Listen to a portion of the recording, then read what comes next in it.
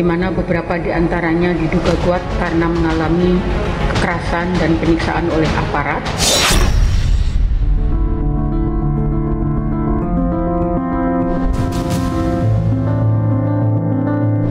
Ya sudahlah, yang terbaik buat Iko, saya ikhlas, itu sudah menjadi bagian dari hidup kami.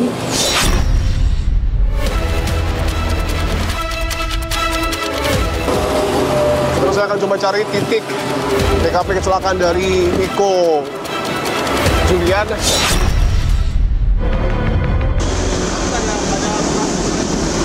Darahnya gitu, Pak? Nggak ada, dari kepala nggak ada. Tapi dengar ada kecelakaan mungkin, Pak? Saya akan tunjukkan saudara satu foto yang kemudian diduga milik Iko yang sudah hancur. Benar motornya ini, Mas? Mungkin familiar dengan familiar dengan motor ini dan peleknya. Apakah ada pelaporan mungkin kekerasan yang dilakukan oleh aparat kepada mahasiswa?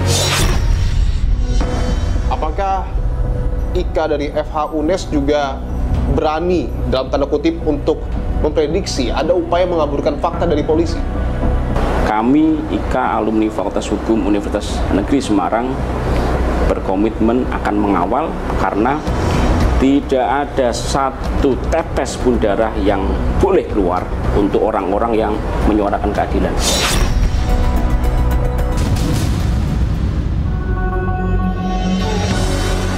Saya akan tunjukkan sekali lagi, Reza terjatuh di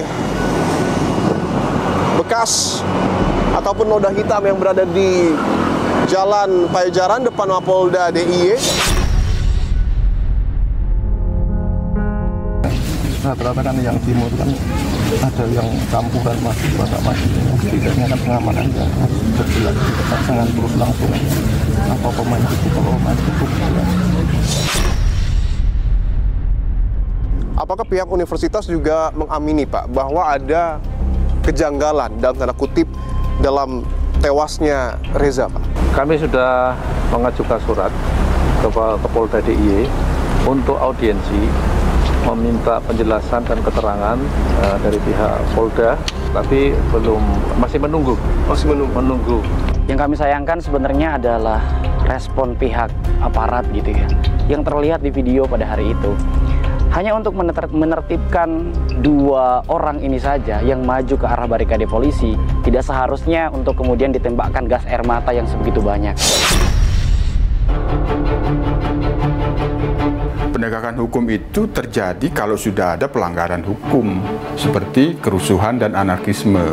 Kita pastikan setiap ada kegiatan atau rencana kegiatan unjuk rasa yang dilakukan oleh kepolisian itu yang sudah terbiasa adalah pelayanan.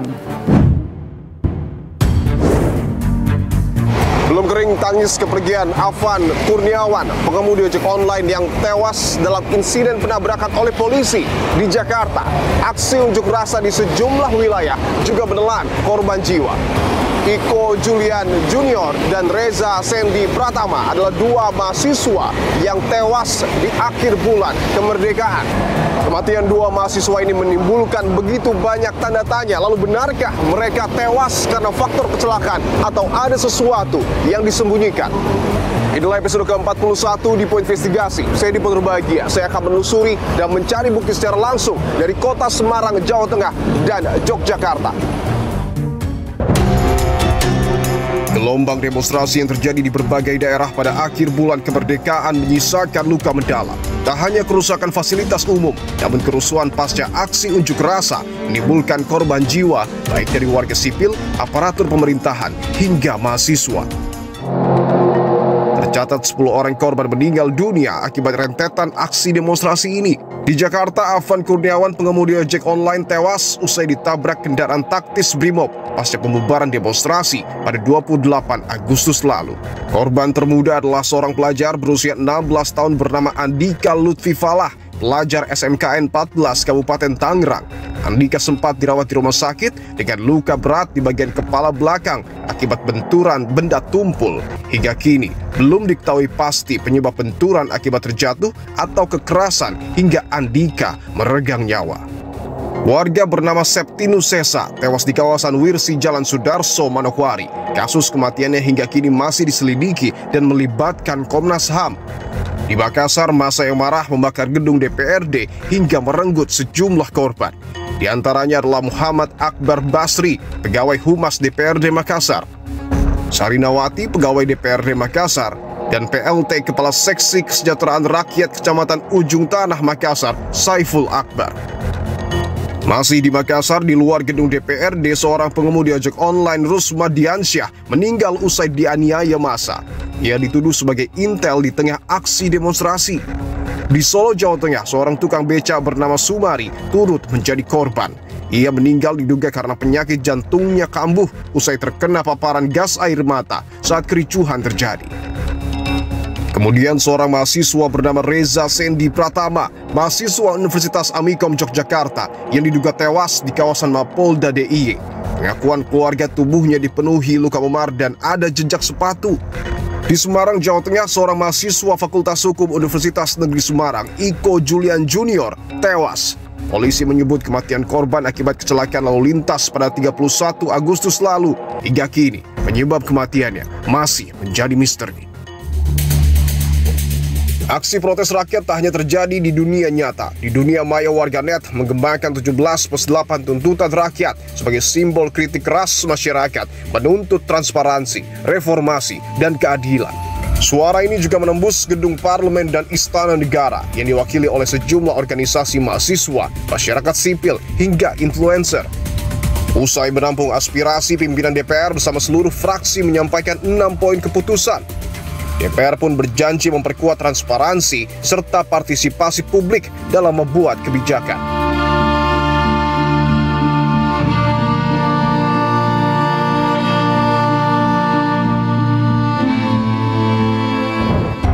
Kasus ini menjadi peringatan bagi aparat agar tindakan persuasif dikedepankan agar tak menimbulkan korban jiwa.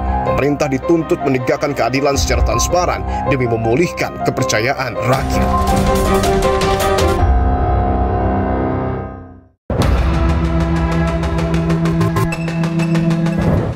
Saudara, kepolisian daerah Jawa Tengah mengungkap bahwa penyebab kematian dari Iko Julian Junior karena faktor kecelakaan lalu lintas, namun sejumlah pertanyaan masih menyeruak ke permukaan. Iko Julian Junior merupakan mahasiswa Fakultas Hukum Angkatan 2024 Universitas Negeri Semarang yang tewas pada hari Minggu 31 Agustus 2025. Sebelumnya pada Sabtu sore, Iko pamit kepada sang ibu untuk pergi ke kampus. Sempat pulang pada malam hari, namun ia kembali keluar. Iko sempat memberi kabar kepada salah satu temannya lewat pesan singkat bahwa ia akan ke markas Polda Jawa Tengah untuk menjemput rekannya yang ditahan polisi.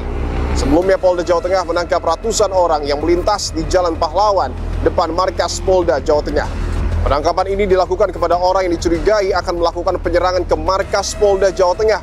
Berdasarkan keterangan polisi, Iko yang membonceng temannya bernama Ilham melaju dengan sepeda motornya dengan kecepatan tinggi dan menabrak sepeda motor yang ditumpangi Vicky dan Aziz. Saat kecelakaan, Iko diantarkan oleh anggota Brimob ke Rumah Sakit Karyadi. Hal ini dianggap janggal karena mempertanyakan mengapa anggota Brimob yang tak seharusnya mengurusi kecelakaan mengantar Iko ke rumah sakit. Berbagai kejanggalan tersebut semakin menguat usai Iko yang ditemani oleh ibunya saat dirawat sempat mengigau dan mengatakan, "Ampun Pak, tolong Pak, jangan pukul saya lagi." Kepergian Iko pun sampai detik ini masih diselimuti misteri. Saudara, gambar yang tadi Anda lihat adalah patroli yang kemudian sedang dilakukan oleh polisi untuk kemudian betul-betul memastikan kondisi di kota Semarang pasca aksi demonstrasi yang di akhir bulan kemerdekaan terjadi. Saat ini suasananya sudah kondusif dan saya hadir di sini, saudara, untuk kemudian melakukan investigasi terkait dengan apa yang sesungguhnya terjadi, khususnya perihal kejanggalan kematian Iko Julian Junior yang disebut oleh polisi tepat di Jalan Veteran mengalami kecelakaan. Mengapa kematian dari Iko Julian ini kemudian melahirkan sejumlah pertanyaan, saudara, karena ada sejumlah kejanggalan. Sebelum polisi menyatakan bahwa Iko Julian mengalami kecelakaan di Jalan Veteran ini, ada satu surat tanda penerimaan perkara kecelakaan yang dibuat oleh polisi dan tertera di situ bahwa Iko mengalami kecelakaan dalam tanda kutip di Jalan Dr. Cipto. Dari jarak Jalan Veteran dan Dr. Cipto ini terpaut cukup jauh, saudara. Terpaut 4 km kurang lebih kalau kami pantau dari Maps yang kemudian mengarahkan Jalan Dr. Cipto dengan Jalan Veteran. Namun polisi mengklarifikasi hal tersebut dengan mengatakan bahwa mungkin saja polisi yang kemudian membuat pelaporan ini terburu-buru karena harus mengevakuasi dan juga tentu mengamankan peristiwa kecelakaan. Kejadian peristiwa yang sangat mendadak, singkat ya. Orang yang membawa belum tentu tahu namanya jalan apa. Yang penting dia ngomong saja. Nah, ini perlu kita cek faktanya seperti apa dan kita mengumpulkan CCTV-nya yang ada di jalan. Semua harus dikumpulkan dan saksi-saksi harus dikumpulkan. Saya akan coba melihat apakah ada bukti ataupun memang pertanda terjadi kecelakaan di sini.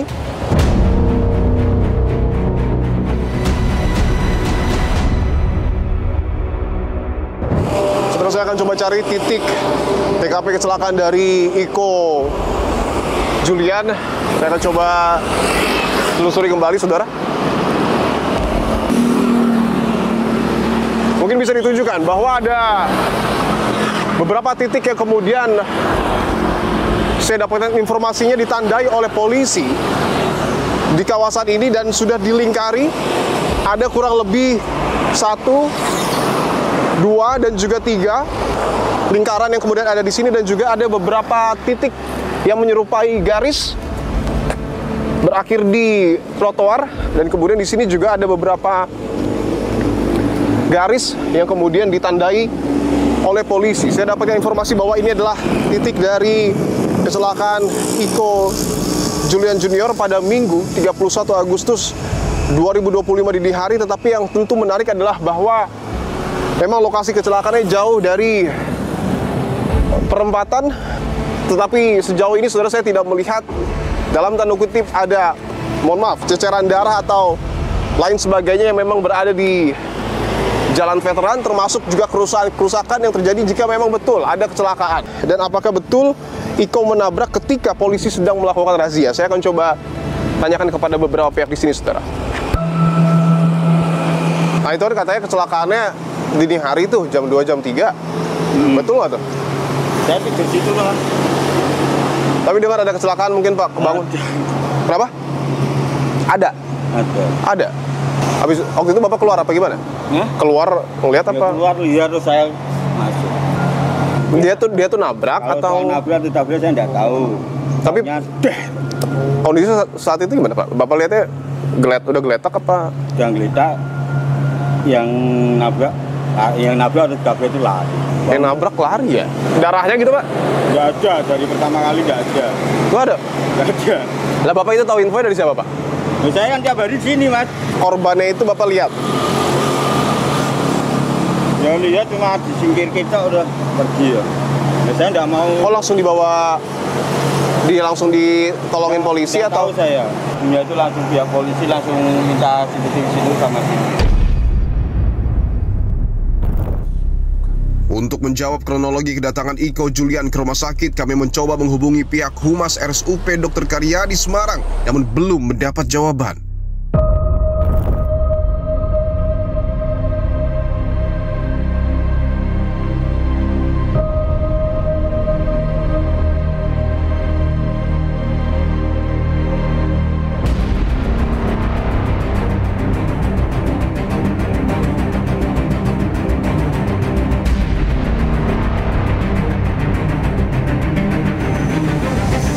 Saudara, saya berada di Kecamatan Ngalian, Kota Semarang, Jawa Tengah. Saya akan coba berkunjung dan juga bertamu secara langsung ke rumah dari almarhum Iko Julian Junior.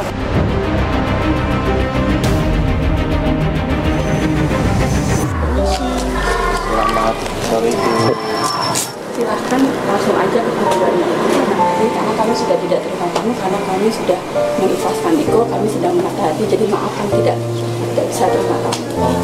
Kondisi maaf, harganya kami dan luar saya terlalu luar biasa, kami merasa tertekan, kami tidak seperti itu, kami sudah mengampuni, kami memang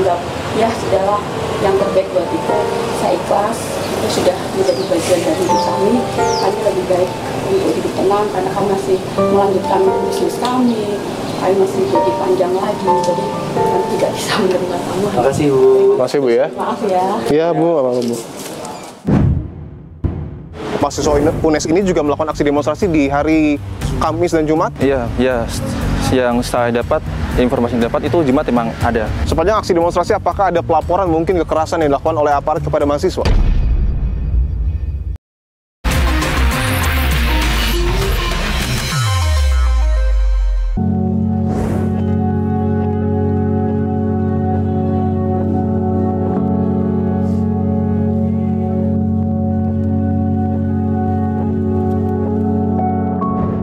Saudara, saya berada di dalam dari Universitas Negeri Semarang, tepatnya di Fakultas Hukum. Saya akan melakukan investigasi terkait dengan apa yang sesungguhnya terjadi pada peristiwa tewasnya mahasiswa Fakultas Hukum UNES Angkatan 2024 bernama Iko Julian Junior. Apa yang kemudian dilakukan Iko pada malam hari sebelum dirinya meregang nyawa? Saya tidak akan sendiri, saudara. Saya sudah membuat janji dan bertemu secara langsung dengan Ketua DPM Fakultas Hukum Universitas Negeri Semarang dengan Mas Zaki. Mas Zaki, terima kasih atas waktunya, Mas. Sebelumnya, tentu segenap kru Kompas TV mengucapkan bela sungkawa, Mas, atas kepergian dari Iko Julian Junior yang tentu begitu menyakitkan mahasiswa dari UNES. Dan kita bisa lihat, Mas, sebelum saya akan menanyakan berbagai hal ini sebagai bentuk aksi solidaritas, Mas. Ya Mas, kemarin ini sebagai bentuk solidaritas pada saudara almarhum Iko, teman kita, sahabat kita, saudara kita juga. Dari beberapa teman-teman mahasiswa, nggak hanya dari FH, semuanya datang sini buat menyatakan solidaritas kepada teman. Dan bisa dilihat, saudara, ini ada satu foto Iko yang kemudian ditaruh di bawah dari patung Dewi Themis, logo ataupun simbol yang kemudian merepresentasikan sebuah bentuk keadilan. Ya, betul. Kalau bisa dilihat juga ada satu kalimat yang memang cukup menyentuh. We'll remember your name in all our memories.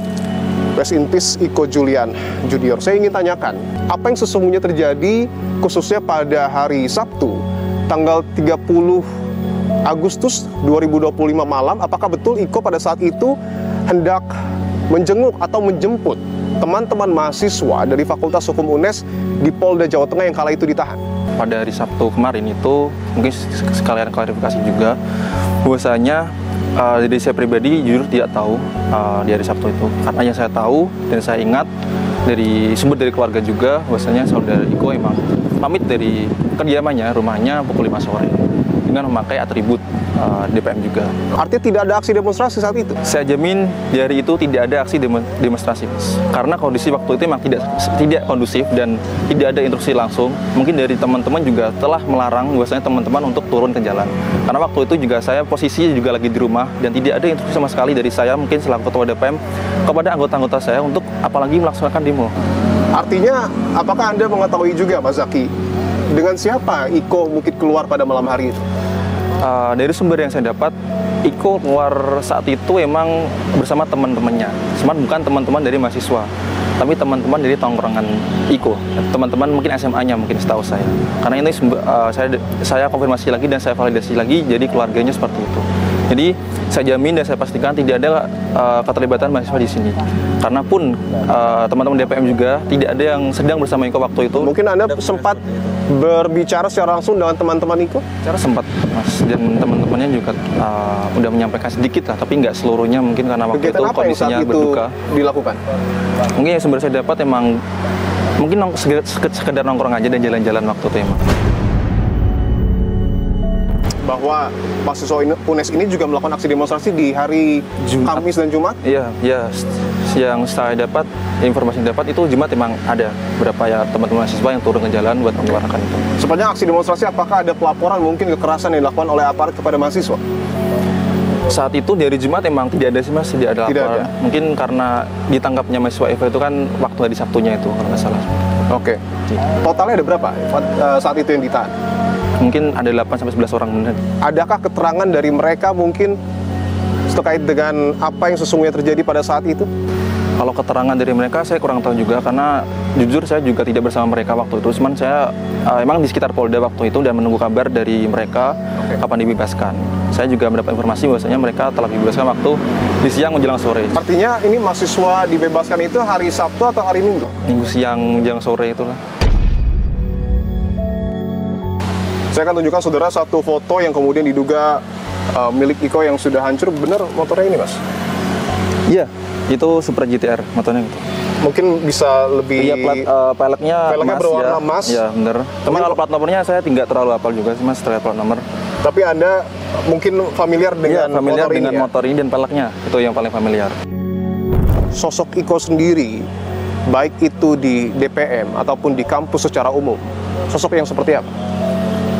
Setahu saya, dan mungkin udah berjalannya organisasi, Iko itu emang sosok yang pertama itu baik, kemudian berprestasi juga, berprestasi dalam bidang akademik, karena setahu saya almarhum Iko ini memiliki IPK begitu yang cum laude 3,5 sekian mungkin. Cum laude? Ya, selain itu juga almarhum ini juga terkenal dengan humoris.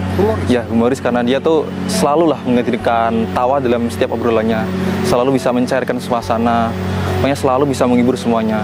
Karena kita tahu Iko, almarhum Iko tuh orangnya tidak aneh-aneh sebenarnya, Mas. Tidak aneh-aneh, dan semua orang di sini pasti menunggu klarifikasi dari aparat kepolisian. Karena di sini takutnya muncullah spekulasi-spekulasi negatif terhadap almarhum. Karena di sini kita semua pasti tidak mau kasus ini berlanjut-lanjut ataupun berlarut-larut.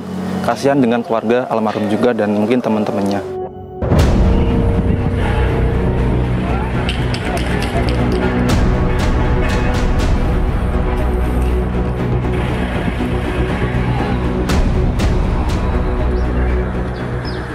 Saudara, saya sudah bersama dengan Ketua Pusat Bantuan Hukum IKA Fakultas Hukum Universitas Negeri Semarang dengan Mas Adi Putra Cesario. Mas Adi, terima kasih untuk waktunya, Mas. Iya, selamat siang, Mas Dipo.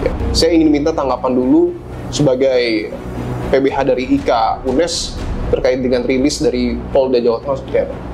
Hasil penyelidikan atau penyidikan yang dilaporkan oleh Kabid Humas Polda, di situ memang kami agak sedikit janggal karena ya, karena dengan laporan yang masuk ke kami dan dengan hasil penyelidikan awal sementara, di situ memang ada perbedaan.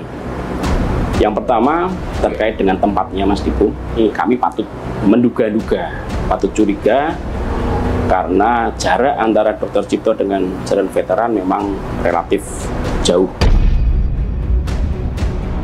Terkait dengan waktu ya, waktu yang mana memang berbeda dari hasil sementara penyelidikan atau penyidikan dari pihak kepolisian, yang mana menyebutkan kurang lebih di jam 2 atau jam 3 pagi ya, diantarkan ke Rumah Sakit Karyadi. Sementara laporan yang masuk ke kami itu jam 11 siang di tanggal 31 Agustus. Dugaan-dugaan kami terkait dengan adanya beberapa luka ya. Dari beberapa luka, namun kami tegaskan kita tidak bisa kemudian menyimpulkan secara pasti karena nanti ada ahlinya sendiri ya. Cuman secara visual kami melihat dan kita berdasar dari foto yang kami dapatkan almarhum ketika sebelum dimakamkan, di situ memang ada luka ya di bagian bibir ya. Kemudian di situ dari luka di bagian bibir, kemudian ada tindakan medis berupa operasi ya di limpahnya.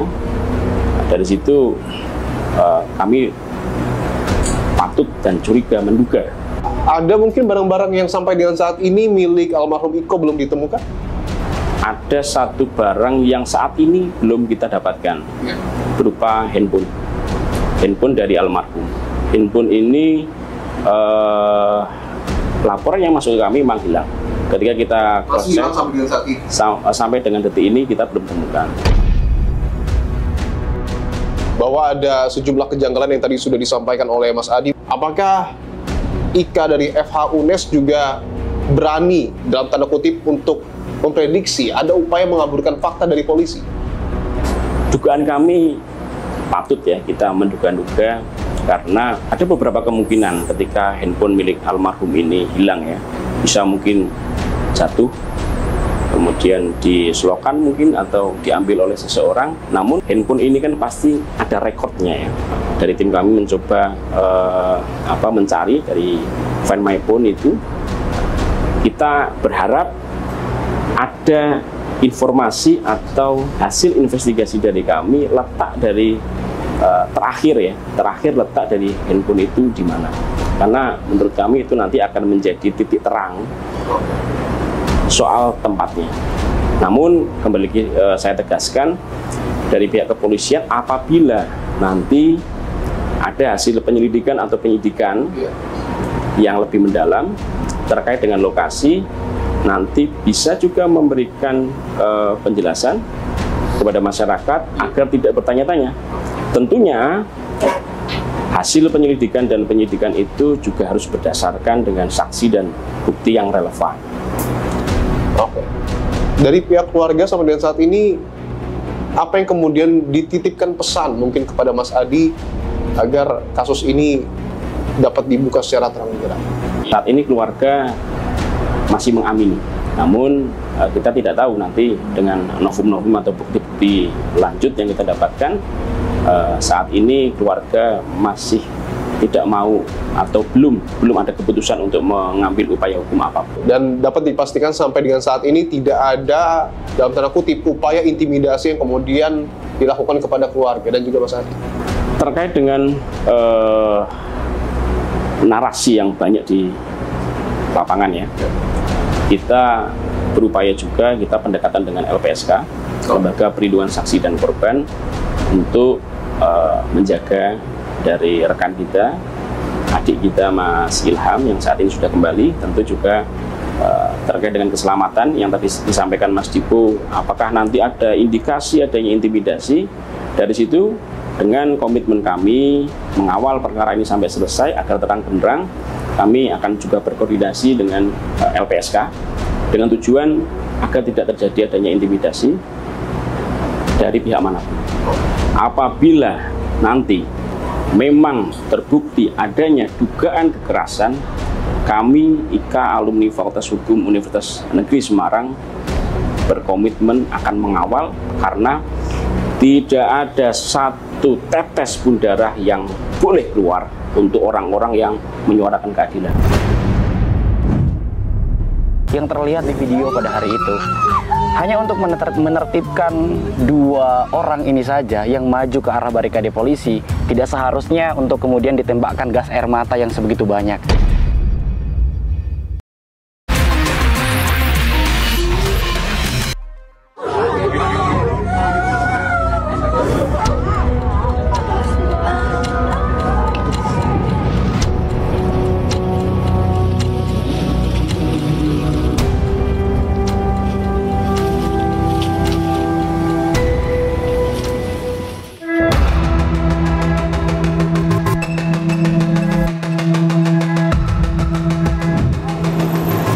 Tidak berhenti di kota Semarang, saya lanjutkan investigasi di daerah istimewa Yogyakarta. Saya akan gambarkan, saudara, saya berada persis di depan dari markas kepolisian daerah istimewa Yogyakarta.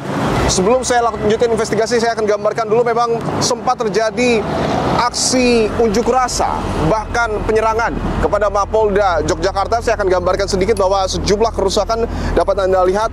Pagar-pagar memang sudah dalam tanda kutip jebol oleh pengunjuk rasa, saudara. Sementara kalau bisa dilihat lebih jauh, kaca-kaca di Mapolda Yogyakarta ini juga pecah akibat dalam tanda kutip serangan yang kemudian dilakukan di luar aksi unjuk rasa di akhir bulan kemerdekaan. Bahkan di depan tulisan dari Mapolda Yogyakarta juga nampaknya dicopot oleh sejumlah oknum yang kemudian melakukan kerusuhan di luar aksi unjuk rasa. Dan perbaikan saat ini juga mulai dilakukan. Tetapi yang menarik, saudara, bahwa kita tahu terlepas dari aksi unjuk rasa yang kemudian dilakukan di daerah istimewa Yogyakarta, juga ada satu mahasiswa yang kemudian tewas atas nama Reza Sendi Pratama, yang tentu sampai dengan saat ini masih begitu melahirkan kejanggalan. Apa saja kejanggalannya saya akan coba ajak Anda melihat ke tempat kejadian perkara ketika Reza Sandy Pratama diduga terluka dan pada akhirnya berujung pada kematian.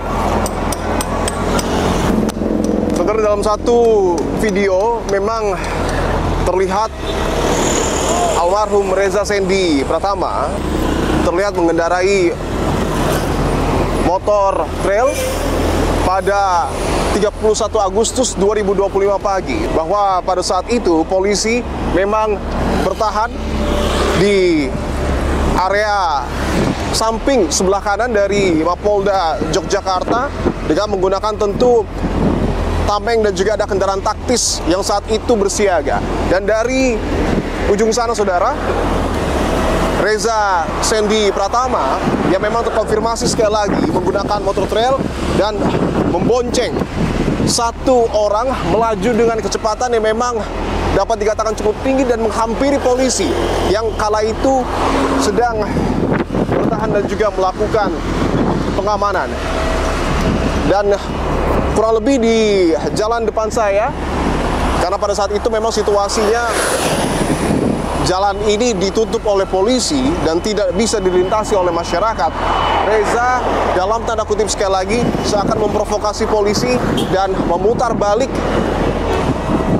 motornya untuk kemudian menghindari kejaran polisi. Namun naas, ketika hendak melaju kembali ke tempatnya semula, motor yang digunakan oleh Reza nampak seakan tidak melaju dan akhirnya terjatuh di bekas ataupun noda hitam yang berada di Jalan Pajajaran depan Mapolda DIY. Dan saat itulah diduga Reza mengalami sejumlah luka akibat tindak kekerasan yang kemudian dilakukan oleh polisi. Tetapi tentu hal ini harus dikaji kembali, didalami kembali apakah betul ada tindak kekerasan. Yang sini tuh aku tadi kan ikut mandi di sini tuh kayak patah mana tuh sini. Terus sini tuh ada pijakan bekas kaki BGL itu apa sepatu. Terus ini ada kesehatan saya dan terus sama kepala sini agak bocor ke sana. Terus ini itu kayak putih-putih kena gas air mata itu di sini tuh. Sama kaki sama tangan itu pada lecet, kumpulnya lecet. Saudara, apa yang sesungguhnya terjadi pada peristiwa tewasnya Reza Sandy Pratama, mahasiswa Amikom Yogyakarta pada Minggu 31 Agustus 2025? Apakah betul ada tindakan kekerasan dari aparat? Saya akan tanyakan secara langsung kepada Presiden Mahasiswa Amikom Alvito Afriansyah dan juga Wakil Rektor 3 Bidang Kemahasiswaan dan Alumni Universitas Amikom Yogyakarta, Pak Ahmad Fauzi. Pak Fauzi, Alvito, terima kasih sudah meluangkan waktunya. Saya ingin konfirmasi dulu, Pak, mungkin ke Pak Fauzi. Apakah pihak universitas juga mengamini, Pak, bahwa ada kejanggalan dalam tanda kutip dalam tewasnya Reza, Pak? Kejadian persisnya kami nggak tahu, tetapi kalau melihat yang beredar seperti itu, pasti ada hal yang menyebabkan kematiannya. Ada satu tindakan kekerasan menurut saya. Oke. Ada satu tindakan kekerasan, Pak? Kelihatannya itu. Apakah itu dari siapa kita nggak tahu persis. Oke, tapi sebelumnya apakah pihak universitas juga sudah mungkin, Pak, berkoordinasi dengan pihak keluarga untuk kemudian betul-betul menanyakan apa yang sesungguhnya terjadi kepada adik kita Reza Sandy Pratama? Ya, saat kami berkunjung setelah pemakaman, satu hari setelah pemakaman, itu orang tua Reza ini menceritakan terkait dengan kondisi korban yang kelihatannya penuh memar lah, seperti itu, penuh bekas, seperti ada semacam benda tumpul atau yang menyebabkan dia menjadi meninggal. Saya ingin ke Alvito bahwa apa yang sesungguhnya terjadi saat itu? Apakah betul pada Minggu 31 Agustus 2025 mungkin dari mahasiswa Amikom sendiri melakukan aksi demonstrasi atau seperti apa sebenarnya? Oke baik, sebelumnya perihal apakah kemudian dari mahasiswa Amikom ada keterlibatan pada saat aksi secara kelembagaan gitu ya, secara kami di organisasi dan teman-teman keluarga mahasiswa yang lain tidak ada konsolidasi terkait penurunan masa aksi dari Amikom. Tidak ada konsolidasi terkait dengan aksi demonstrasi oleh mahasiswa Amikom. Betul, tidak ada konsolidasi pada hari itu. Namun memang karena ya kita lihat lokasi titik aksi pada hari itu juga berdekatan dengan Amikom gitu ya, makanya dari teman-teman Amikom kemungkinan bergabung melebur dengan masa aksi pada hari itu, sehingga ya sulit untuk kemudian kami mengidentifikasi siapa saja mahasiswa Amikom yang berada di titik aksi pada hari itu. Oke, saya ingin konfirmasi ke Mas Alvito dan juga Pak Fauzi, karena apa yang kemudian beredar videonya, di situ terlihat Reza seperti memboncengi satu orang ya. Apakah rekannya itu juga mahasiswa Amikom? Yang saya dapatkan informasi bukan mahasiswa Amikom, dan kita juga nggak tahu persis siapa mahasiswa atau masyarakat umum atau pelajar, kita belum tahu persis. Belum tahu persis, Pak? Belum tahu. Oke. Informasi yang dapatkan begitu. Oke, dan sosok dari Reza ini sebenarnya seperti apa, Pak, di kampus? Kalau dari sisi akademis juga bagus, aktif kuliah aktif, jadi tidak ada catatan apapun terkait dengan Reza ini di kampus yang sifatnya negatif. Ya, almarhum ini punya cita-cita sebenarnya gitu ya, punya cita-cita untuk kemudian membuka street coffee begitu untuk berbisnis. Namun ya qadarullah ternyata mungkin belum diizinkan sehingga kemudian beliau meninggal lebih awal. Bahwa kita sama-sama sepakati, Pak, tentu tetap mengedepankan asas praduga tak bersalah, tetapi di tengah belum terbukanya kasus kematian dari Reza, ini nampaknya begitu melahirkan sejumlah kejanggalan. Apa yang kemudian akan dilakukan oleh pihak universitas, mungkin juga oleh pihak dari BEM Amikom untuk kemudian ke depan mendorong polisi agar membuka kasus ini secara transparan? Kami sudah mengajukan surat ke Polda DIY untuk audiensi, meminta penjelasan dan keterangan dari pihak Polda terkait dengan kejadian dan peristiwa itu. Tapi masih menunggu. Masih menunggu. Artinya sampai detik ini belum ada komunikasi mungkin, Pak, yang dilakukan secara langsung antara pihak universitas dengan polisi? Belum. Kita hanya mengirimkan permohonan untuk audiensi. Dari situ saja, hanya sampai di situ. Dan memang belum ada pihak Polda yang ke kampus Amikom? Belum ada. Oke. Dari pihak mahasiswa sendiri mungkin akan mendesak polisi atau seperti apa? Ya, dari gerakan aksi 1000 lilin kemarin pun kami sudah membacakan pernyataan sikap gitu ya. Pernyataan sikap yang salah satu poin tuntutannya adalah mendesak pihak kepolisian daerah istimewa Yogyakarta untuk kemudian mengusut tuntas kasus ini secara transparan dan akuntabel. Jadi ini harapan kami untuk pihak aparat kepolisian juga untuk menahan diri. Ya memang tugasnya kepolisian itu kan memang menghadapi masyarakat dengan semua resikonya. Dengan semua risiko, dengan berbagai macam karakter masyarakat, perilaku masyarakat yang sangat beragam. Nah inilah maka dilatih. Ketika aparat kepolisian dilatih untuk menahan diri dan seterusnya, kesabarannya harus melebihi dari masyarakat mestinya. Tapi ketika polisinya ini kesabarannya malah di bawah kesabaran masyarakat, ini sangat berbahaya menurut saya. Oke, baik. Dari itu mungkin. Yang kami sayangkan sebenarnya adalah respon pihak aparat gitu ya, yang terlihat di video pada hari itu. Hanya untuk menertibkan 2 orang ini saja yang maju ke arah barikade polisi, tidak seharusnya untuk kemudian ditembakkan gas air mata yang sebegitu banyak. Ketika ingin mengamankan masa aksi, ya tidak apa-apa ditangkap saja, tidak apa-apa, untuk sementara ditangkap saja daripada untuk dihilangkan nyawanya seperti itu.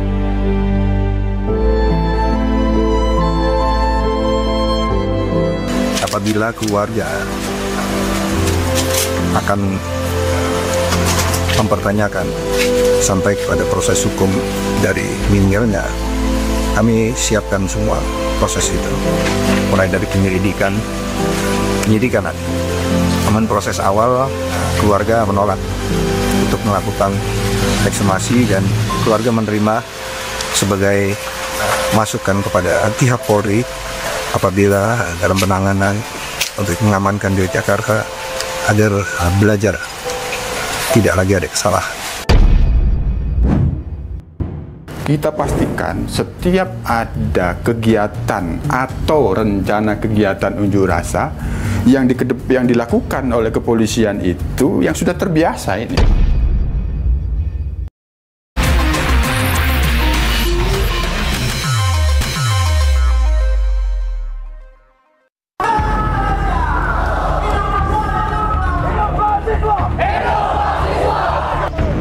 Gelombang demonstrasi di penghujung bulan Agustus tak hanya merenggut korban dari kalangan sipil, aparat kepolisian pun turut jadi korban luka-luka. Di Jakarta, sebanyak 43 personel kepolisian menjalani perawatan di Rumah Sakit Polri Kramat Jati. Di Jawa Barat, jumlah korban lebih besar, yakni mencapai 66 personel akibat bergesekan langsung dengan massa aksi. Sementara di Jawa Tengah, 5 personel kepolisian menjadi korban dan dilarikan ke Rumah Sakit Bayangkara Semarang usai mengalami luka ketika bertugas. Di Jawa Timur, korban mencapai 83 personel kepolisian. Pasca menjenguk korban dari aparat, Presiden Prabowo Subianto memerintahkan Kapolri untuk memberikan kenaikan pangkat. Saya sampaikan ke Kapolri, saya minta semua petugas dinaikin pangkat. Luar biasa. Dinaikin pangkat luar biasa karena bertugas di lapangan, membela negara, membela rakyat. Selain korban polisi, korban jiwa dari warga sipil menjadi keprihatinan masyarakat. Catatan Kontras menunjukkan dalam rentang 25 Agustus hingga 1 September 2025, aparat kepolisian diduga melakukan berbagai bentuk kekerasan terhadap kebebasan sipil. Sedikitnya terjadi 6 kasus penembakan, 11 kasus penyiksaan, dan 17 kasus penganiayaan. Tak berhenti di situ, ada pula 41 kasus penangkapan sewenang-wenang, serta 34 pembubaran paksa aksi massa. Penggunaan senjata pengendali huru-hara tercatat ada 32 kasus dan 6 kasus kriminalisasi. Salah satu kasus yang paling menyita perhatian publik adalah tragedi yang menimpa Afan Kurniawan. Usai dinyatakan bersalah, Bribka Rohmat, sopir rantis Brimob yang menabrak Afan Kurniawan hingga tewas, dijatuhi sanksi demosi 7 tahun dan penempatan khusus selama 20 hari. Sementara Kompol Kosmas Kajugai, komandan pasukan yang berada di samping kiri sopir, dijatuhi sanksi pemberhentian tidak dengan hormat atau dipecat karena dianggap tidak profesional dalam penanganan aksi.